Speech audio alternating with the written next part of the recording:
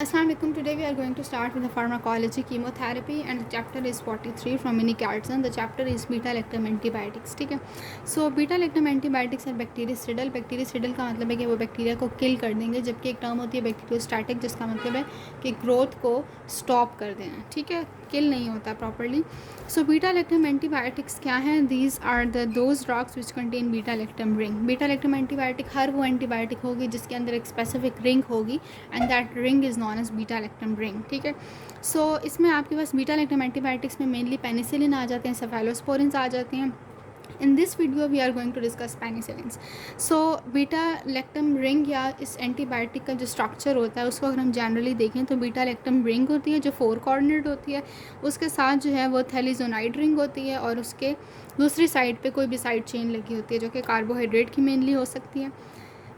ठीक है. So let's start with the penicillins. Penicillin 6 amino penicillanic acid से बनता है पेनिसिलिन. अब आपकी मिनी कैटसन से मैं पढ़ा रही हूँ और उसमें जितने भी पॉइंट्स हैं वो मैंने कंपाइल कर लिए हैं, ओनली इम्पॉर्टेंट पॉइंट्स. ठीक है, क्योंकि मिनी कैटसन से पढ़ना मुश्किल काम है और समझ नहीं आती, याद नहीं रहती चीज़ें. सो कुछ इस तरह से मैंने लिखा है और उसको कलरफुल बनाने की भी कोशिश की है ताकि उसको मेमोराइज़ किया जा सके. सो 6 अमाइनो पेनिसिलिनिक एसिड से बनता है पेनिसिलिन. फीचर्स क्या क्या होते हैं पेनिसिलिन के?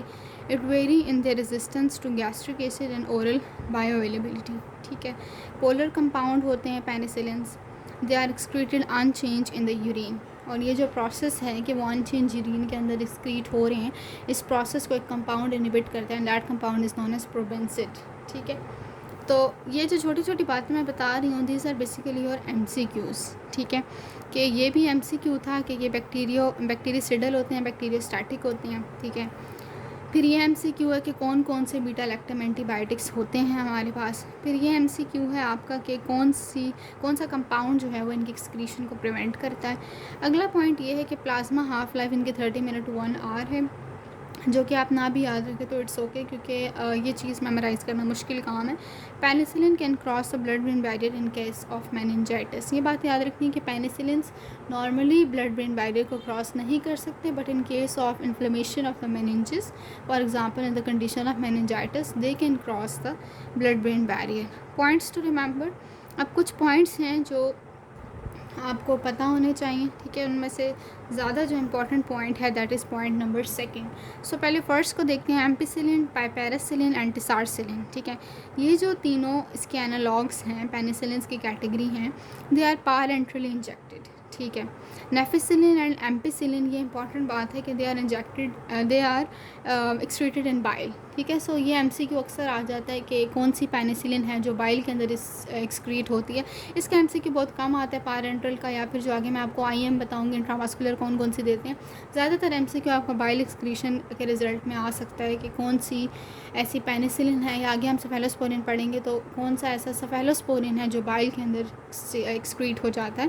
सो पेनिसिलिन में आपने नेफिसिलिन एंड एम्पिसिलिन NA से याद रख लें. Nafcillin, ampicillin, they are excreted in bile.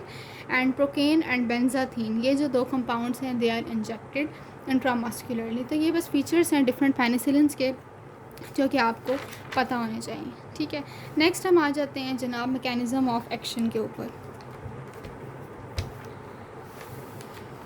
Okay. So penicillins का काम क्या होता है, ये किस तरह काम करते हैं, इनके क्या क्या यूजेस हैं, क्या क्या टॉक्सिसिटी है, किस किस बैक्टीरिया के अगेंस्ट देते हैं, ये सारी बातें हम इस लेक्चर में कवर करेंगे. So mechanism of action, they inhibit the cell wall synthesis. Basically ये सेल वॉल इनहिबिटर्स हैं. ठीक है. किस तरह इनहिबिट करते हैं? 3 काम करते हैं. Binding to penicillin binding protein transpeptidase. अब आपकी जो बैक्टीरिया है उसके अंदर नॉर्मली एक प्रोटीन होती है जिसको हम कहते हैं पेनिसिलिन बाइंडिंग प्रोटीन, या उसको ट्रांसपेप्टाइडेज कहते हैं. उसका बेसिकली काम ये होता है कि उसमें ट्रांसपेप्टाइडेशन रिएक्शन में उसका रोल होता है. सो ये सबसे पहला काम ये करते हैं कि उस पेनिसिलिन बाइंडिंग प्रोटीन के साथ अटैच हो जाते हैं और उसकी वर्किंग को स्टॉप कर देते हैं. दूसरा काम कि अगर उसकी वर्किंग को स्टॉप करें, obviously they will inhibit the transpeptidation reaction. And number 3 is autolysis. Autolysis का मतलब है कि कुछ ऐसे एंजाइम्स रिलीज़ करना कि अपने ही जो सेल है उसकी डेथ हो जाती है. तो अल्टीमेटली ये ऐसा काम करते हैं कि बैक्टीरिया ऐसे एंजाइम्स रिलीज़ करेगा कि उस बैक्टीरिया की खुद ही डेथ हो जाएगी. ओके. सो नेक्स्ट हमारे पास हेडिंग है वेज ऑफ रेजिस्टेंस. ठीक है. हमें पता है कि जो स्पीशी है बैक्टीरिया की, कोई भी पैथोजन हो सकता है it has got some ways of the resistance against that drug. So इसकी वेज ऑफ रेजिस्टेंस ये है रिलीज ऑफ पेनिसिलिनेजेस. ठीक है, ये पेनिसिलिनेजेस प्रोड्यूस कर देते हैं. फॉर एग्जांपल स्टाफ कोकाई और ग्राम नेगेटिव में पेनिसिलिनेज प्रोड्यूस करते हैं ताकि जो पेनिसिलिन है उसको वो डिस्ट्रॉय कर सकें. ठीक है, तो ये एक रेजिस्टेंस का तरीका है क्योंकि पेनिसिलिन अपना काम नहीं कर पाएगी. दूसरा ये कि structural change in B penicillin binding protein. ठीक है, पी का ये मतलब है. सो ये वाली जो रेजिस्टेंस होती है मैथिसिलिन रेजिस्टेंट स्टाफ कोकाई और एंटीरो कोकाई में होती है. अब ये बातें इतनी ज़्यादा इंपॉर्टेंट नहीं है, लेकिन इन तीनों पॉइंट्स में सबसे ज़्यादा पॉइंट जो इंपॉर्टेंट है वो ये है कि सूडोमोनास एरिजिनोसा किस तरह से एक्ट करता है.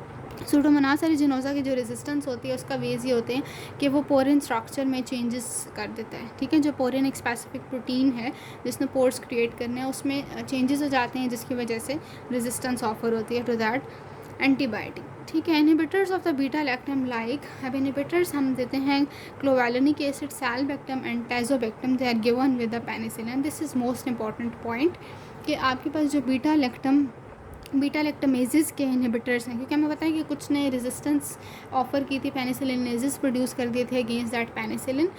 ठीक है, पेनिसिलिनेजेस को ही हम बीटा लैक्टमेजेस भी कहते हैं. तो हमें क्या करना पड़ता है कि अगर हम कोई ऐसी ड्रग दे रहे हैं तो आपने उनको बीटा लैक्टमेजेस, जो कि हमें पता है कि बीटा लैक्टमेज उसको डिस्ट्रॉय कर सकते हैं, तो आपने उस ड्रग के साथ साथ बीटा लैक्टमेज इनहिबिटर्स भी देने हैं लाइक क्लोवेलेनिक एसिड, सैलबैक्टम एंड टाइजोबैक्टम. ठीक है, टॉक्सिसिटी पे आ जाते हैं. तो पेनिसिलिन टॉक्सिसिटी और एलर्जी इज़ वेरी कॉमन.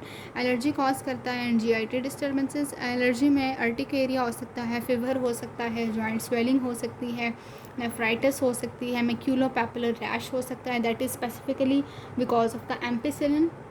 तो ये जो स्पेसिफिक फीचर्स होते हैं ना, ये आपसे पूछे जा सकते हैं. ठीक है, एलर्जी में तो हमें पता है कि फीवर वगैरह इस तरह की चीज़ें होती हैं. तो जो मैक्यूलोपैपुलर रैश है, the specific type of the skin rash, वो एम्पिसिलिन की वजह से होता है. ठीक है, तो ये एमसीक्यू मटेरियल है. नीचे भी दो बातें हैं वो एमसीक्यू मटेरियल है कि मैथिसिलिन जो है वो किस किस्म की एलर्जी कॉज करती है और नेफिसिलिन. सो मैथिसिलिन कॉज इंटेस्टाइनल नेफ्राइटिस जबकि नेफिसिलिन कॉज न्यूट्रोपीनिया. ठीक है, ये याद रखना है. जीआईटी डिस्टर्बेंसेस में डायरेक्ट इरिटेशन हो सकती है या over growth of the gram positive और यीस्ट हो सकती है. ठीक है, या तो ये होगा कि डायरेक्ट इरिटेशन हो जाएगी जीआईटी के अंदर, या ये होगा कि हमारे जो नेचुरल फ्लोरा हैं उनकी ओवरग्रोथ शुरू हो जाएगी. नोज़िया हो सकता है, डायरिया हो सकता है. ठीक है, सूडोमोनास कोलाइटिस हो सकती है, pseudomembranous colitis. That is because of the ampicillin. So ampicillin की ये दो बातें हैं डिस्टिंग्विशिंग जो आपको पता होनी चाहिए. अच्छा, नेक्स्ट हम आ जाते हैं क्लिनिकल यूजेस पे. ओके, सो क्लिनिकल यूजेस में we have the narrow spectrum, very narrow spectrum and wider spectrum penicillins, जिनको हमने डिवाइड किया हुआ है. सो नैरो स्पेक्ट्रम में आपके पास, नैरो स्पेक्ट्रम का मतलब होता है कि कुछ स्पेसिफिक स्ट्रेंस के अगेंस्ट हम वो दे सकते हैं, जबकि ब्रॉड स्पेक्ट्रम का मतलब है कि काफ़ी ज़्यादा स्ट्रेंस के अगेंस्ट दिए जा सकते हैं. सो नैरो स्पेक्ट्रम में आपके पास जो होते हैं और जो वाइडर स्पेक्ट्रम होते हैं वो पेनिसिलिनेज सेंसिटिव होते हैं. ठीक है, पेनिसिलिनेज सेंसिटिव हैं यानी पेनिसिलिनेज उनको डिस्ट्रॉय कर सकता है. तो ये वाली जो दोनों ड्रग्स हैं जो पेनिसिलिनेज सेंसिटिव होती हैं, बेसिकली उनको हम हमेशा, जो मैंने आपको पीछे बात बताई है, एजोबैक्टम, सैलबैक्टम और क्लोवेलेनिक एसिड, इनके साथ हमेशा उनको दिया जाता है. ठीक है, जो कि पेनिसिलिनेज इनहिबिटर्स हैं. फिर वेरी नैरो स्पेक्ट्रम में आपके पेनिसिलिनेज रेजिस्टेंट है, यानी पेनिसिलिनेज इन ड्रग्स का कुछ बिगाड़ नहीं सकता. ठीक है, तो आप उनको अकेले भी दे सकते हैं. ओके, एक और बात, पीछे चलते हैं दोबारा. नैरो स्पेक्ट्रम में मैंने कहा कि नैरो और वाइडर वाले जो होते हैं वो पेनिसिलिन सेंसिटिव होते हैं, और जो वेरी नैरो है दैट यूजुअली इस पेनिसिलिनेज रेजिस्टेंट. तो वेरी नैरो वालों को हम अकेले ही देते हैं. हम नैरो स्पेक्ट्रम में आपके जो पेनिसिलिन सेंसिटिव है उसमें पेनिसिलिन जी और 5 ज़्यादा इंपॉर्टेंट पॉइंट हैं. ठीक है, जो आपने याद रखना है. पेनिसिलिन जी का वो पूछते हैं अक्सर, वो साइफिलिस के ट्रीटमेंट में देते हैं विच इज़ एसटीडी, और पेनिसिलिन 5 जो है उसको हम ओरोफेरेंजियल इन्फेक्शंस के अंदर देते हैं. ठीक, ग्राम पॉजिटिव वेसिलाई, स्पायरोशीट, मेनिंजोकोकस, निजीरिया, एसोरियस, इनके अंदर भी हम नैरो स्पेक्ट्रम वाला देते हैं. ठीक है, सो दिस इज़ समथिंग जो कि याद तो आप नहीं रख सकते, याद पेनिसिलिन जी और 5 को ही रखना है क्योंकि वो स्पेसिफिक बताए हैं. बाकी आप एक बार रीड दे दें.